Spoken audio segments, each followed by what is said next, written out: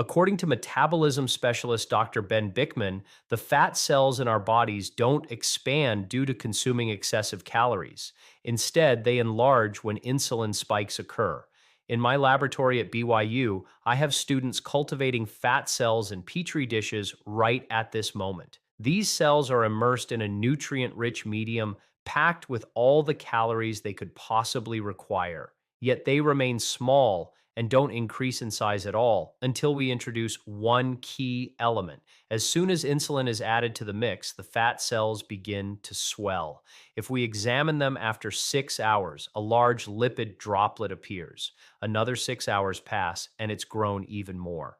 Real world clinical data further demonstrates insulin's role in expanding fat cells and promoting weight gain. Essentially, this confirms that obesity stems from hormonal factors rather than purely from habits. Therefore, if weight loss is your goal, focusing on calorie counting or grueling exercise sessions may not be the most effective approach. The key lies in adopting metabolic techniques that reduce insulin levels, as that's where true advancements happen. Indeed, the strongest proof comes from humans themselves, showing that fat accumulation is impossible without elevated insulin. A sadly prevalent issue among young individuals with type 1 diabetes is an eating disorder known as diabulimia, a heartbreaking situation where the person, driven by the desire to stay slim, realizes that their insulin injections control fat storage completely.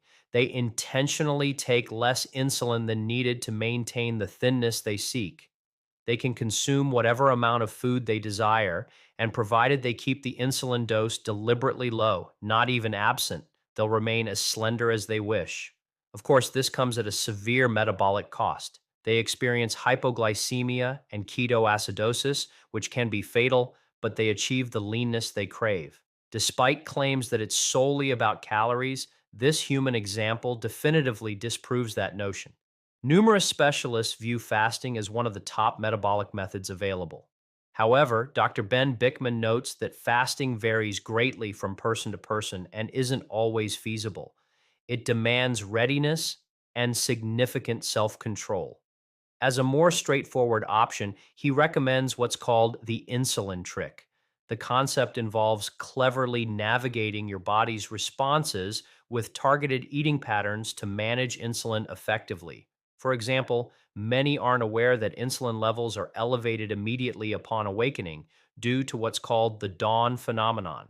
As morning approaches and we near wakefulness, cortisol surges upward. This is a beneficial and normal process that occurs in everyone during sleep.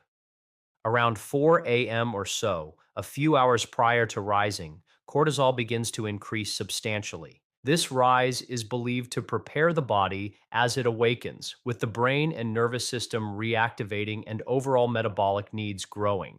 The elevated cortisol prompts the liver to degrade its glycogen stores and release glucose into the blood. Consequently, blood sugar often rises upon waking, which can make some individuals slightly more insulin resistant in the morning. This is a typical occurrence and explains my tendency to describe mornings as periods of insulin resistance. This insight is eye opening. Even those practicing intermittent fasting by omitting dinner frequently notice minimal benefits. The reason is that the period right after waking poses the greatest risk for fat storage. Food consumed within the initial 2 hours tends to get stored as fat instead of being burned for fuel. This happens because of a hormonal fluctuation, particularly involving cortisol and insulin. To counteract it, simply delay eating. Avoid rushing to prepare food immediately after getting up. Your body supplies a quick energy boost naturally in the early morning. Make the most of it.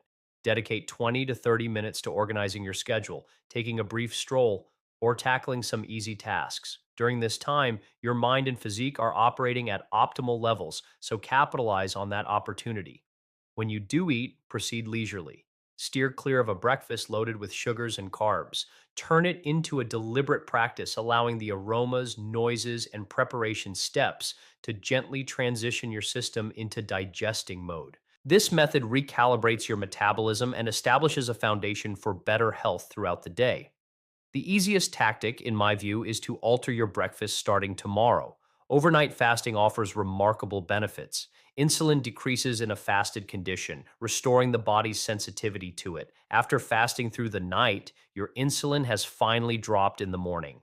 The worst choice would be to trigger an insulin surge with a breakfast full of starches and sugars. Sadly, breakfast worldwide has essentially become a dessert dominated by pure sugar and refined carbs.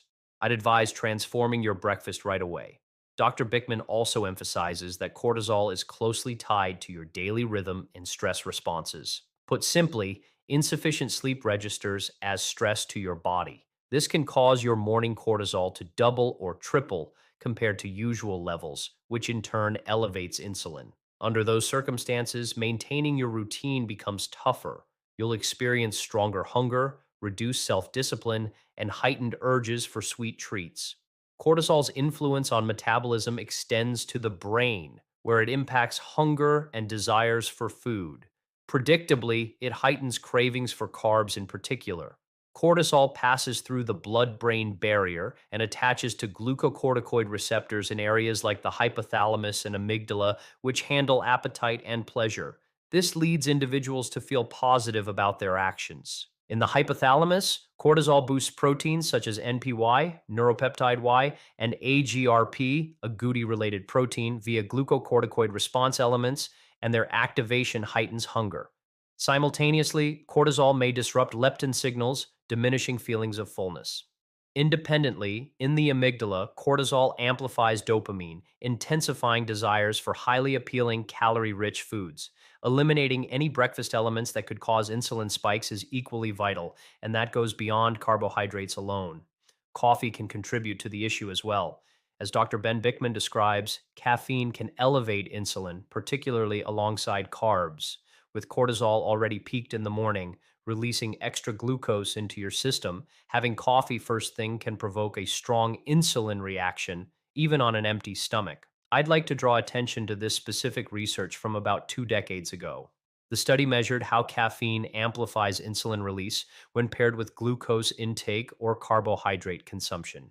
Normally, carbs raise blood sugar, prompting insulin to rise and normalize it.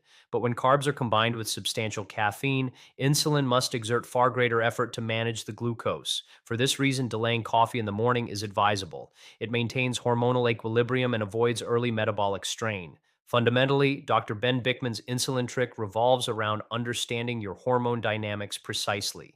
The morning stands out as the ideal window to leverage this knowledge, since it's when insulin behavior is most foreseeable. As the day progresses, that predictability diminishes.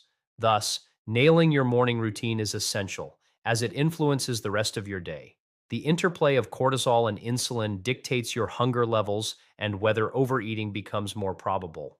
A properly timed, equilibrated breakfast initiates fat utilization and signals your body to expend energy rather than hoard it. Naturally, this isn't an instant transformation. Dr. Bickman's approach isn't designed for flashy results. It's an initial step, yet a potent one. It positions your body in a mode where weight reduction feels more achievable and enduring without requiring drastic measures.